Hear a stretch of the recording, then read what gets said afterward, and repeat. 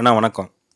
வணக்கம். கரூர்ல வெண்ணமலை முருகன் கோயில் நில ஆக்கிரமிப்பு வழக்குல கோர்ட் சொல்லியிருக்கு, அந்த ஆக்கிரமிப்புகள எல்லாம் மீட்டெடுக்கணும் அப்படின்னு அரசு நிர்வாகம் இன்னுமே அந்த கோர்ட் சொன்ன தீர்ப்ப செயல்படுத்தாம இருக்காங்க.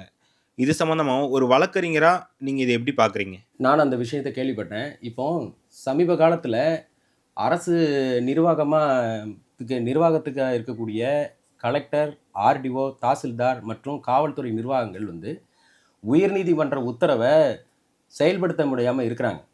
அதுக்கு என்ன காரணமா சொல்றாங்க அப்படின்னா, எங்களுக்கு அரசியல் அழுத்தம் இருக்கு அப்படின்னு சொல்லி அத வச்சுட்டு, அவங்க அரசியல்வாதிகள் என்ன சொல்றாங்களோ, அத கடைபிடிக்கிற மாரியும், நீதி நிர்வாகத்திலோட உத்தரவுகள கடைபிடிக்காத நிலைமையில் இருக்கு.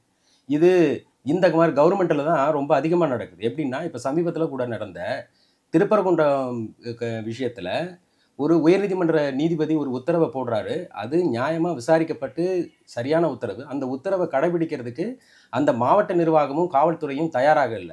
ஏன்னு சொன்னா, இந்த திராவிட மாடல் அரசு இந்த மாரி விஷயங்களுக்கு தடை போடணும். இன்னொரு சமூகத்த திருப்திப்படுத்தணுங்கிறதுக்காண்டி தடை போடுது.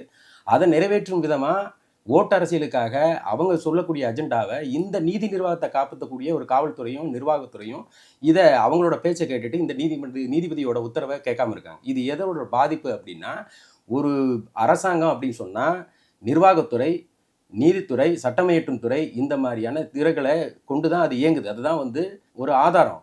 அது இருந்தா தான் ஒரு நிர்வாகம் சரியா நடக்க முடியும். ஒரு மாநிலத்தோட, ஒரு நாட்டோட ஆட்சி சரியா கொண்டு போக முடியும். அப்படி இருக்கக்கூடிய ஒரு போனா இருக்கக்கூடிய நிர்வாகத்துறை, நீதித்துறைய உத்தரவ ஃபாலோ பண்ண முடியாததுக்கு இந்த திராவிட மாடல் அரசு இவங்கள ஒரு அஜெண்டாவுக்காண்டி இவங்கள வேலை செய்ய விடாம தடுக்கிறது.